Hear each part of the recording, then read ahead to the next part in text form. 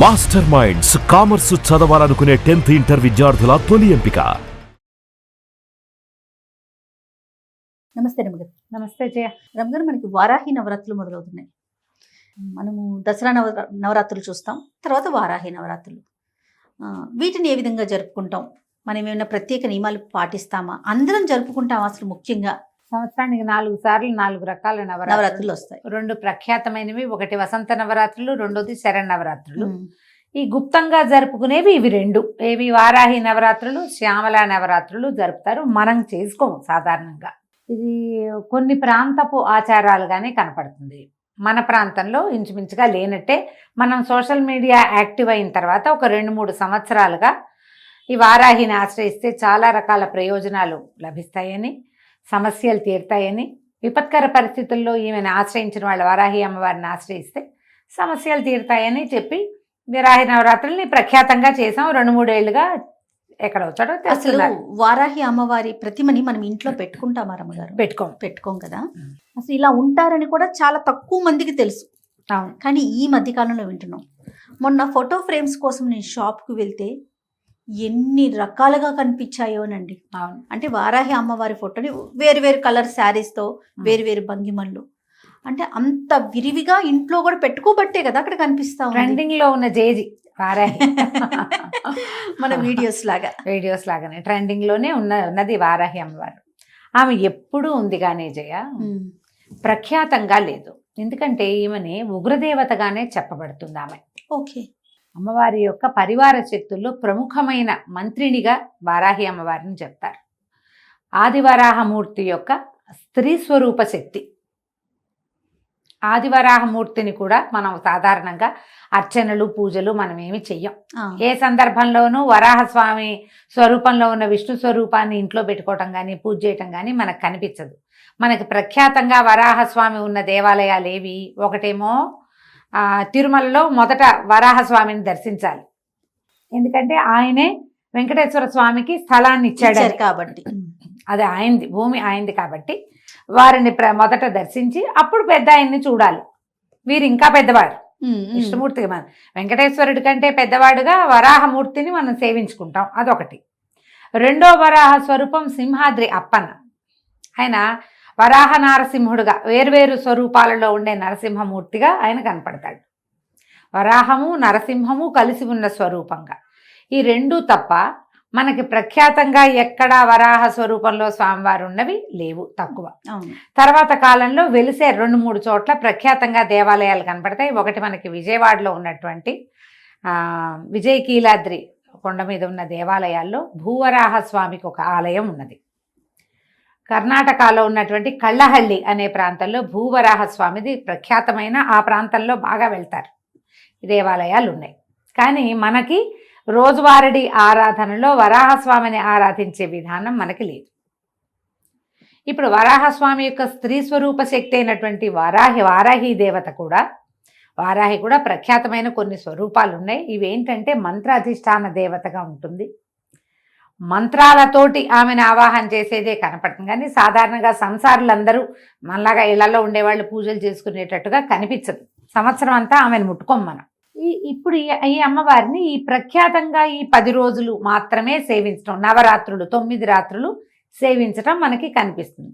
ఈ అమ్మవారిలో కూడా వారాహిలో కిరాత వారాహి అని అలా ప్రత్యేక స్వరూపాలు ఉన్నాయి. మంత్రాధిష్టాన దేవత ఈవిడ. ప్రఖ్యాతంగా కొన్ని చోట్ల ఏంటంటే పీఠాలలో, మఠాలలో మంత్రం బాగా పునశ్చరణ చేసే చోట, యజ్ఞం, యాగం, హోమాలు అవి జరిగే చోట విరివిగా ప్రజలు వచ్చి అమ్మని సేవించి ప్రసాద స్వీకారం చేసే చోట గనక ఇది చేస్తే ఆ అమ్మవారి యొక్క ఉగ్రశక్తి, ఉగ్రత్వము అవి శాంతింపబడతాయని ఇలా వ్యవహారంగా చెప్తారు. అయితే ఇటీవల మనం వారాహి అమ్మవారికి కూడా అక్కడక్కడ దేవాలయాలు చూస్తున్నాం. మనకి కాంచీపురంలో ప్రఖ్యాతంగా లోపల అమ్మవారి కామాక్షి ఉంటే బయట వారాహి స్వరూపం కనపడుతుంది. అంతరాలయం దగ్గరే మనకి ఉన్నది. కానీ మనకి ఇప్పుడు దేవాలయాలే ఇప్పుడు మనకు కనిపిస్తున్నాయి. తిరుమలలో కూడా, తిరుపతిలో కూడా నేను వెళ్ళొచ్చాను, చెప్పాయి కదా. ఈ 2-3 చోట్ల అది పీఠానికి అనుబంధంగా ఉన్న దేవస్థానంగానే కనిపిస్తుంది. ఎలాగైనా ఎక్కడైనా కనపడితే నమస్కరించుకోవటానికి ఏ ఆటంకము లేదు. అంతే కదండి, నమస్కారం చేసుకోవచ్చు.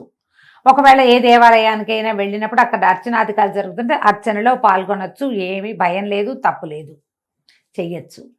అయితే ఈ ప్రఖ్యాతమైన ఈ 9 రోజులు చేసేటప్పుడు మనం కొంచెం చిన్న మెలకువతోటి వ్యవహరిస్తే సరిపోతుంది, చేసుకోవచ్చు. ఇప్పుడు ఇది ఉగ్రదేవతారాధనగా దీన్ని ఏం తీసేయాల్సిన పని లేదు, చేసుకోవచ్చు. ఈ చేయటం ఏమిటి, మనం ఎట్లాగో ప్రాణ ప్రతిష్ఠ చేసి విగ్రహాలు పెట్టి అంత గందరగోళంగా హైరాన్ పడద్దు. ఓకే, యాజ్ సింపుల్ యాజ్ చేసుకోవచ్చు, ఎంత సింపుల్గా అయినా. ఈ 9 రోజుల పాటు ఎక్కడి నుంచి మొదలైంది, ఇది ఆషాఢ శుద్ధ పాడ్యం నుంచి నవమి వరకు పూజ. పొద్దునైనా చేసుకోవచ్చు, రాత్రైనా చేసుకోవచ్చు. కాకపోతే ఈ వారాహి యొక్క శక్తి రాత్రి వేళల్లో ఎక్కువ ఉంటుందని, పగలు అమ్మవారు నిద్రిస్తుందని చెప్తారు. మేము తిరుపతిలో వెళ్ళినటువంటి అమ్మవారి దేవాలయంగా లేదది, అదొక పెద్ద మండపం లాగా ఉండి క్లోజ్ చేసి పెట్టారు. మేము అక్కడ లోపలికి వెళ్ళాక చూస్తూ మాట్లాడాం 2 వాక్యాలు. అక్కడ కూర్చున్న ఒక స్వామీజీ ఒక ఆయన జపం చేసుకున్నారు. అమ్మ మాట్లాడిపోకండి, అమ్మవారు పగలు నిద్రిస్తుంది, రాత్రిపూట అమ్మ మెలకువగా ఉంటుంది అని చెప్పారు. హైదరాబాద్లో కూడా 3-4 చోట్ల అమ్మవారు వారాహి ఉంది పీఠంలో. నేను చెప్పాను లాస్ట్ టైం, కుదిరిక ఉంటే వెళ్ళి రావచ్చు. ఈ సమయాల్లో మంచివి. ఇవి ప్రఖ్యాతమైన రోజులు. ఆమె యొక్క శక్తి ద్విగుణీకృతంగా ఉండుండొచ్చు, అందుకని చెప్తారేమో ఈ నవరాత్రులు అంటారు. చెప్తారు. ఈ 9 రోజులు మనం ఏం చేయొచ్చు, వారాహి అమ్మవారిది ఒక చిన్న ఫోటో పెట్టుకోండి.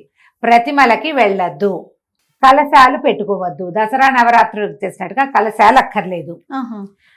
మనం ఇవి పెడతారు కదా, దీపాలు పెడతారు, అఖండాలు అవి పెట్టుకోవాల్సిన అవసరం లేదు. ఓకే, సింపుల్గా చేసుకోండి. ఒక్క ఫోటో. మనం ఏంటంటే ఏదైనా ఆరాధన చదువుకునేటప్పుడు స్వరూపం కనపడుతుంటే మనకు ఒక సంతోషం, తృప్తిగా ఉంటుంది. ఇంత చిన్న ఫోటో పెట్టుకోండి చాలు, పెద్ద ఫోటో కూడా అక్కర్లా.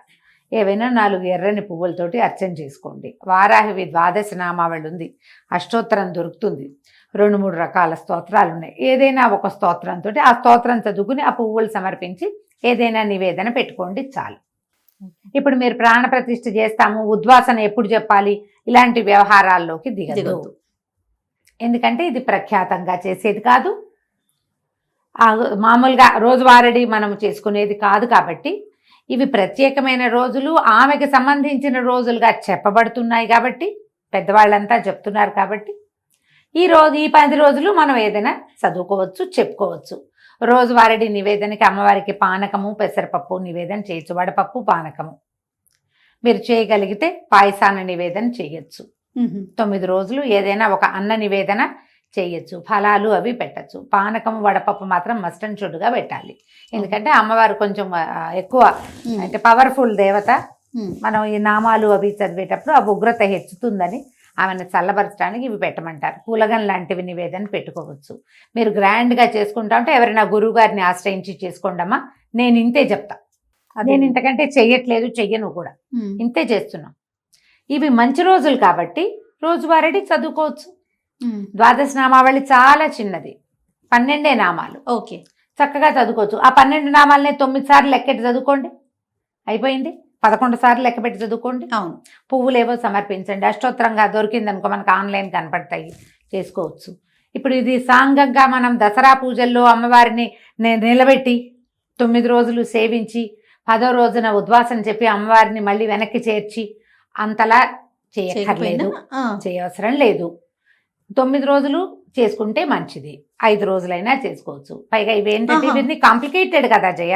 ఏదైనా మొదలుపెట్టి ఏదైనా మధ్యలో ఇబ్బంది వచ్చింది, పీరియడ్స్ వస్తాయి, పిల్లలకి పీరియడ్స్ వస్తాయి, ప్రయాణాలు వస్తాయి, సడన్గా ఎక్కడో ఏదో ప్రాబ్లం వస్తుంది, చావో మరణమో పొటకో సమత్తలో ఏమోటో వస్తాయి, మనం అటేటో వెళ్తాం, మానేసామని భయం వేస్తుంది. అవునండి. మీరు ప్రాణ ప్రతిష్టలు అవి చేసి కలశాలు పెట్టి తర్వాత ఏమో అఖండాలు పెట్టారనుకోండి, మానకుండా చేయాలి.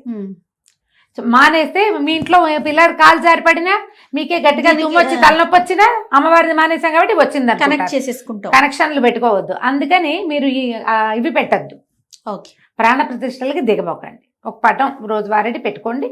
ఈ 9 రోజులు చదువుకోండి.